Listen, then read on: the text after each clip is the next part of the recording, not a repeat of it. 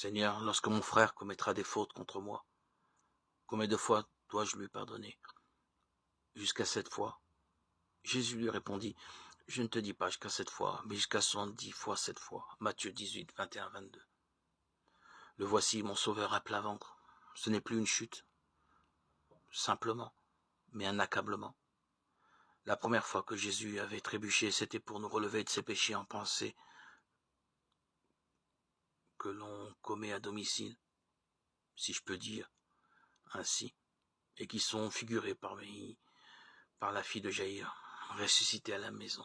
Marc 5, 35, 43. La deuxième fois, Jésus était tombé pour nous relever des péchés que l'on commet en parole et par action, c'est-à-dire à l'extérieur, et qui sont figurés par le fils de la veuve de Naïm, ressuscité, tandis qu'il est sorti de chez lui et en chemin vers son sépulcre. Luc 7, 11, 17.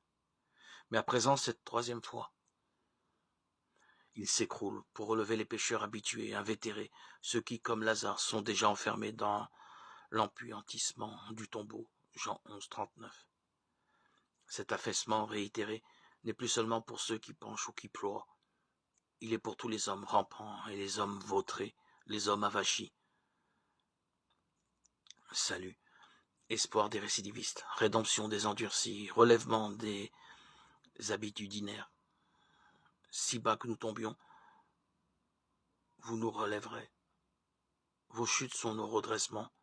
Voici au plus bas pour le dernier élan, voici au plus bas. Il vous faut maintenant monter. C'est l'heure de l'élévation, vertige de l'amour. Un sommet vous attend sur le mont du Calvaire. Dieu est fidèle. Il ne permettra pas que vous soyez éprouvés au-delà de vos forces. Mais avec l'épreuve, il donnera le moyen d'en sortir et la force de la supporter. 1 Corinthiens 10, 13.